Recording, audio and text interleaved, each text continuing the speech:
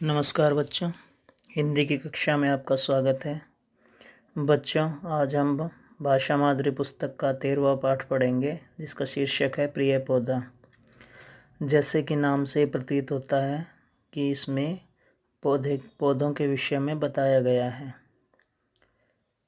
यह एक ऐसे पौधे के बारे में बताया है कि एक बच्चा है हरित, जिसके आंगन में पीछे छोटा सा बगीचा था और उसमें कुछ क्यारियाँ बनी हुई थी और वह उसमें बहुत से अच्छे पेड़ पौधे लगे हुए थे।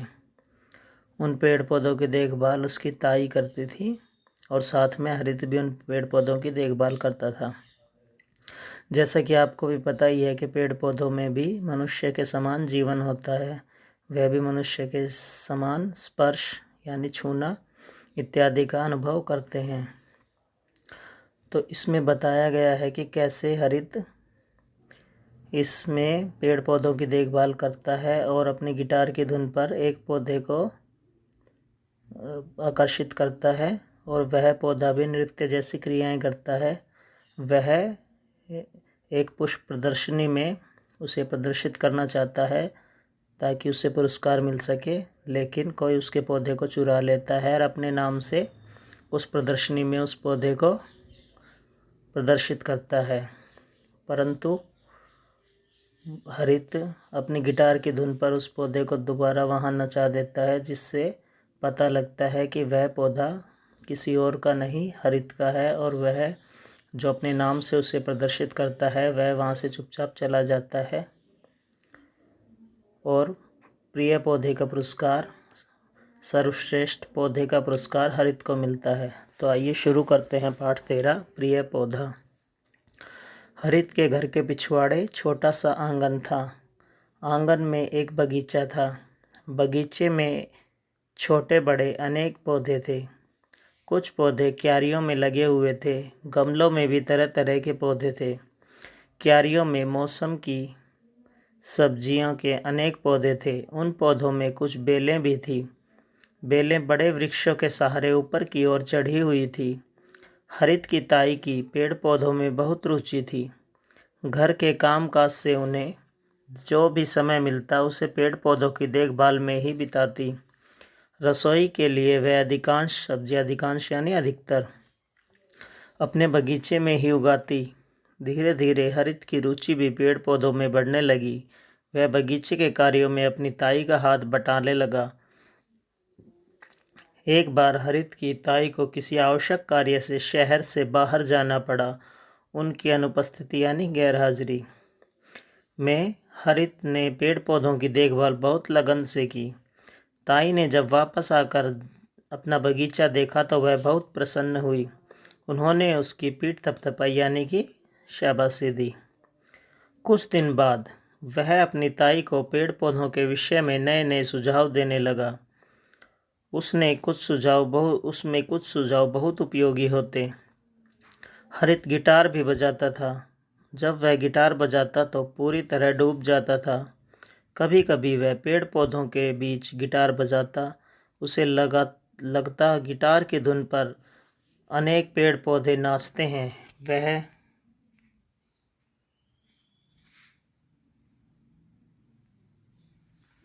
गिटार बजाते हुए पेड़ पौधों की क्रियाओं पर दृष्टि रखने लगा। उसे लगता कि एक पौधा उसके गिटार की धुन पर विशेष आकर्षित है। जब वह गिटार बंद करता तो उसे लगता जैसे वह पौधा उदास हो गया हो। पौधे की इस क्रिया के बारे में हरित ने अपनी ताई से बात की। ताई ने बताया, भारतीय वैज्ञानिक वह होते हैं जो विज्ञान के क्षेत्र में कार्य करते हैं। एक्सपेरिमेंट कहते हैं इंग्लिश में जिसे। वैज्ञानिक जगदीश चंद्र बसु ने अपने प्रयोगों द्वारा सिद्ध करके सबसे पहले बताया था कि पेड़ पौधों में भी मनुष्य के समान ही जीवन है। वह भी मनुष्यों की भांति स्पर्श यानी छूना इत्यादि का अनुभव करते हैं। उनमें भी सुनने की शक्ति होती है। यह जानकारी मिलने के बाद हरित अक्सर पौधों के पास खड़ा होकर गिटार बजाने लगा।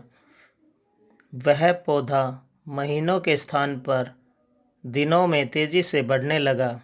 उसकी पत्तियां आकर्षक, बड़ी बड़ी और स्वस्थ थी। हरित के शहर में प्रतिवर्ष फरवरी माह में पुष्प प्रदर्शनी होती थी।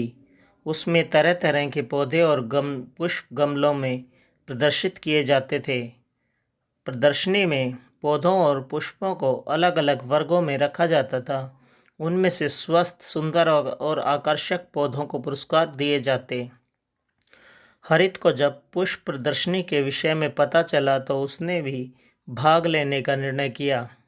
वह अपने प्रिय पौधे के पास खड़ा होकर प्रतिदिन गिटार बजाता, उसको समय पर पानी और खाद देता, गर्मी, सर्दी और तेज़ धूप से उसकी रक्षा करता। गिटार की धुन पर वह पौधा ऐसी क्रिया करता जैसे नृत्य कर रहा हो।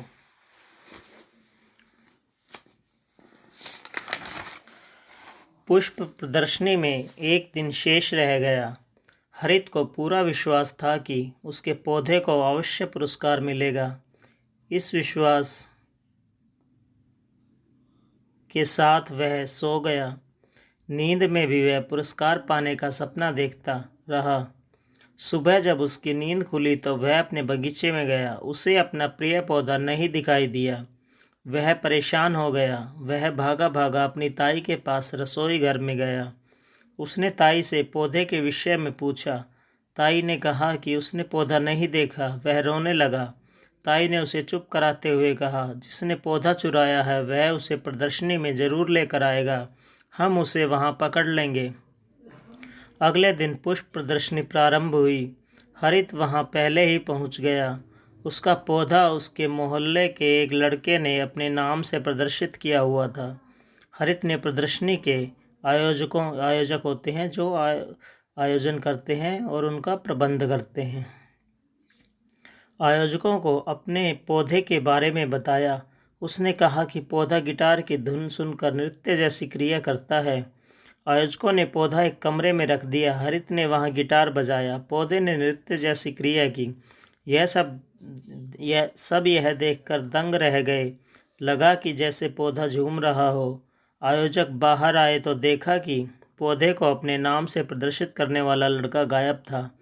हरित के माता पिता, ताऊ, ताई तथा बहन नम्रता भी वहां पहुंच गए। हरित के झूमते पौधे को सर्वश्रेष्ठ पौधे यानी कि सबसे अच्छे पौधे का पुरस्कार मिला। इस घटना को वर्षों बीत गए। हरित अब वनस्पति शास्त्र का होनहार विद्यार्थी है। तो देखा बच्चों आपने कि पौधों में भी मनुष्य के समान जीवन होता है। वह भी मनुष्य जैसी क्रियाएं करता है और अगर हम उन्हें समय पर खाद पानी दें तो वे भी अच्छी तरह फल फूल सकते हैं। आशा है कि आपको यह पाठ समझ आ गया होगा। Thank you.